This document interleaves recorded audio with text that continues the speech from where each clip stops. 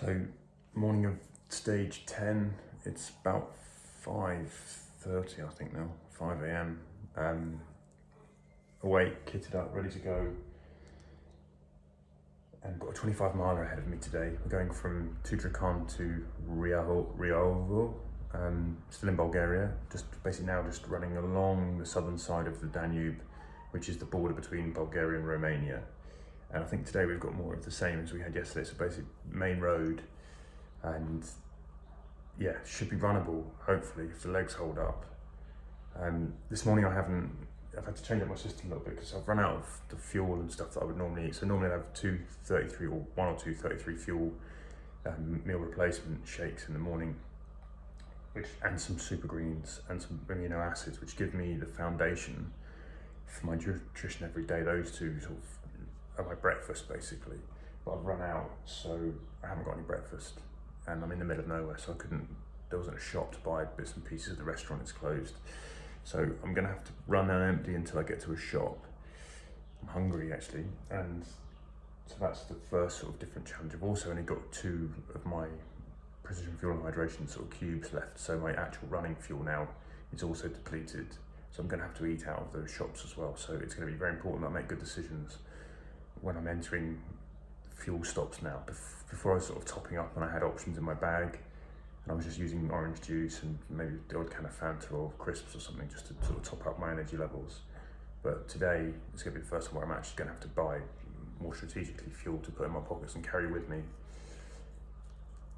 And yeah, and then think about tonight, think more closely about what I have for my breakfast the following day. But yeah, I mean, I slept fairly well. You twitch and turn really. Basically, the legs don't ever sort of, you've got sore bits on your feet, so it's quite hard to get your feet in a comfortable position. Your legs are never really comfy, so you're sort of rolling to and from to try and change positions to get in comfy. So it's a bit like sort of trying to fall asleep on a flight, really. In that sense, it's like you always end up in an uncomfortable position at some point. But always in these mornings, it's testing, you always wake up, and when I first get out of bed, the first 3 or 4 steps I'm hobbling, literally the calves are so tight that I can barely walk, and then as you get moving around, everything loosens off and you go again. I think the same is sort of true mentally, where at this point you're always sort of looking down the barrel of the run and thinking, it feels long, it feels hard, can I do it? All of the questions, all the doubts, all of those things, even though you did it yesterday, the unknown basically, I think it is, you don't really know what's going to happen. And then when you get moving, more often than not, it's kind of okay. So I'm sort of learning that I've got to ignore these feelings in the morning where I get the butterflies in my stomach, and yeah, just feel like it's going to be a very hard day. So you can't judge it just yet. You just got to get out and get moving, and then judge it whilst you're on the road rather than try to think too much about it now. Yeah, the alarm going off at 4 every morning is getting a bit, I don't know, I'm never ready for it, put it that way. Although I'm sort of not ever properly asleep either, really. I'm sort of keep waking up just to check the time. A bit like getting on a very early plane. But it's okay, and I'm looking forward to being out there. I'm just waiting for it to get light enough to go. And hopefully today, the bonus is that we'll be done somewhat earlier than yesterday, and that enables a bit more breathing space, which is good. Hopefully, I wanted to make a video to take you guys through what my process is when I get in and lay my kit down, and also sort of do some things like I show you how I treat my feet in the morning, just so you can see what I've been doing to try and sort of deal with the blisters and try and deal with the sore spots and stuff. So I thought that'd be quite interesting for you, even maybe a little bit more of a closer look at my pack. But anyway, today might get some music on as well, if we can run on the same road as yesterday. Had some music because it was kind of safe enough to do so, and that made a difference. So I might be able to do that today. But yeah, I don't know, day 10, I'm 10 days in if I get this one done, and I feel all right. I feel mentally and physically as well as I sort of could have hoped to feel. So hopefully a good day out there. I hope to get some time to stop and sort of see some things, like there's some sort of beautiful views. and yeah, and it'll be good to get this one. We're closing in on the section that we did the recce for back in May, and I think psychologically that's going to be a big boost as well, reaching that point, which at that, you know, it's something familiar, something that I've done, and then back off out into the unknown again. And then soon we might actually have a third country to throw into the mix. I think it's about kind of a week's time, or a bit longer, we hit Serbia. So yeah, we are getting there. I think this, you know, it's hard to sort of say, still miss. I don't want to say still because it's not going to go away, but yeah, I don't really want it to go away. I miss my son. I miss my family. That's still one of the hardest things here, is just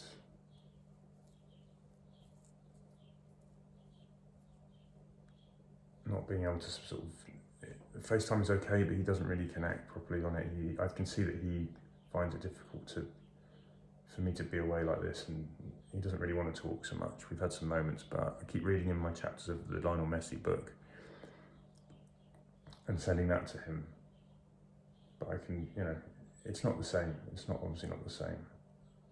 And that's one of the hardest things. It's just, well, they gave me some good news yesterday. They might be coming out to see me at the end of July. So if they book that, then I think that gives me something to shoot for, and I think that would be a really big help to give my boy a little cuddle. And then I've got my messages. Yeah, that's it for the morning. I'm done talking now. Better go out and do some running. And yeah, as ever, I'll do some updates on the road, and I will try and do an update when I arrive. I've had a bit of trouble with the internet, so some of these might be uploading all at once. You might get a few days uploaded at once, but anyway, I will speak to you in a bit.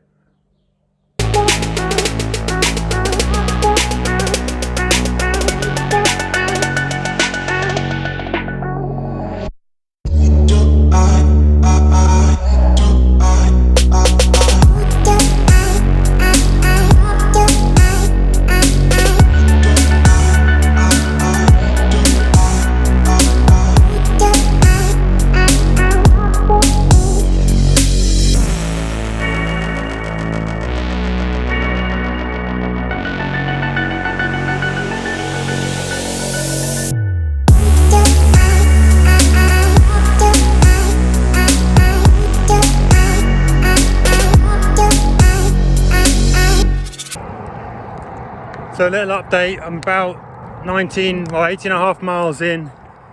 I was struggling back there. First 13 did all right, and then just everything emptied out. I don't know what was going on. Body just went nah. Maybe I ran a bit hard this morning. Maybe it was just because I've changed up my breakfast, as I said, did something different. Underfueled, maybe I'm underhydrated, I don't know. Maybe I'm just tired. But today from then on it was absolute drag.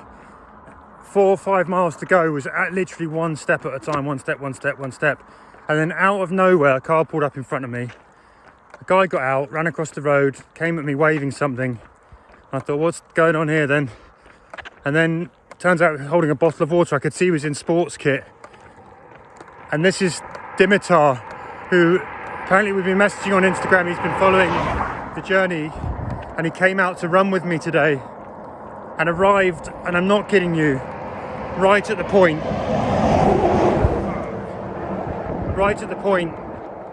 where I needed it most today.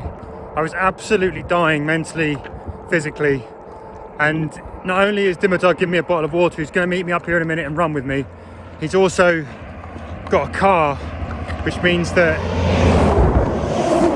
one of the accommodation woes that I was going to have at the end of this was how I was going to get to Rusa, and he's going to be able to drive me, I think. So Dimitar it's like a hero, basically. It's just arrived, and I just can't tell you the timing of this. It's just made, I'm absolutely buzzing. He's the first person who will have run with me on the journey, the first person who's come out. You know, John obviously came, but the first person from the country has just popped up and said, oh, I'll help you in this way, and what a time to do it. Dimitar is absolutely my hero for today.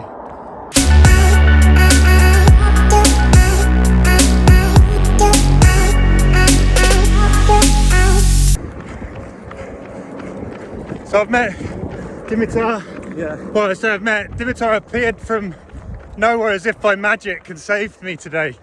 I was struggling, really struggling. And then there's a guy on the other side of the road, car pulls up, comes waving a bottle of water at me. And I was like, this is incredible. And now I've got a buddy to run with. You're the first person. Yeah, You're nice. the first person who's run alongside me. So Okay, nice. this is the first bit of company I've had. This is why I'm smiling now. Nice, yeah, it's so long the journey, so yeah. Yeah, he's come about 50 minutes to basically save me right when I need it most. So anyway, we're nearly done for the day. We'll just go and get the rest of it finished.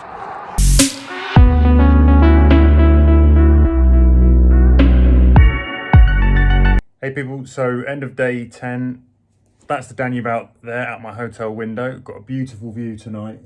I'm back in Rusa, which is a town I haven't run to actually. I stopped my trail today a bit short, a place called Babovo, which is about a 30-minute drive out of here. But Rusa is basically the nearest place that you can get any kind of accommodation. So I got a lift in.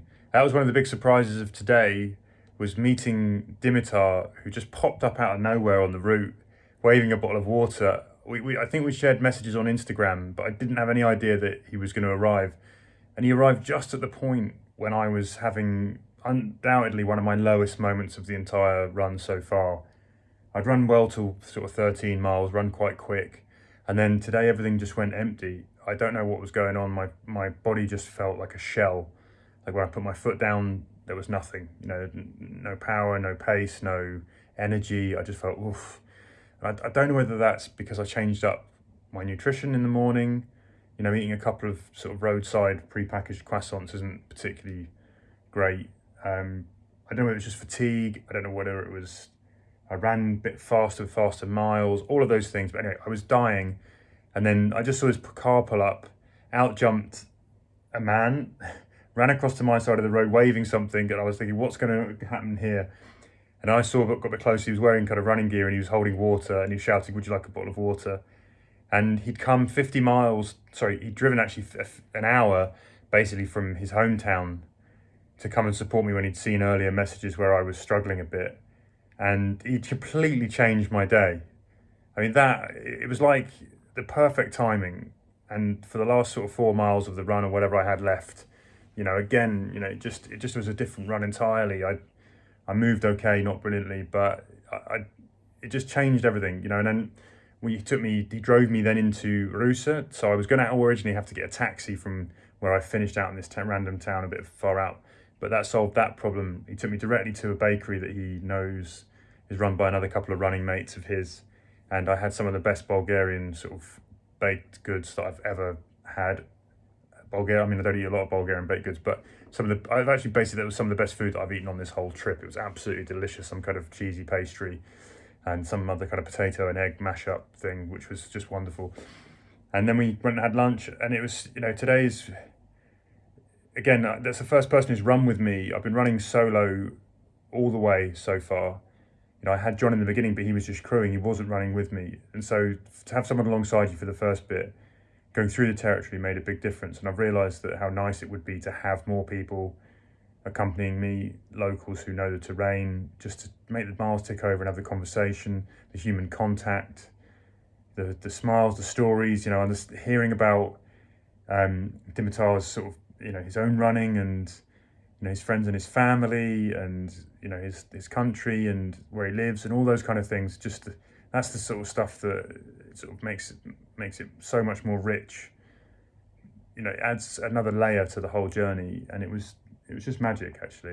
It's something I will never forget. That moment of seeing him was one of those. It's like pure elation basically to have someone sort of pop out like that.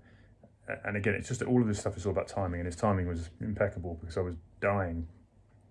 Having, you know, at that point I was having terrible thoughts about the whole trip, but yeah, he sort of got me to the end of that and then spurred me on, and he said he might come and run with me a bit later on. So massive thanks, Dimitar, if you're watching this. You made a big difference to me today. And yeah, other than that, right now where I'm at, I've got some tendon issues, like one of my left knee, that little tendon, you know, runner's knee essentially, from overuse is not in bad pain, but it's just going, hello, I'm here.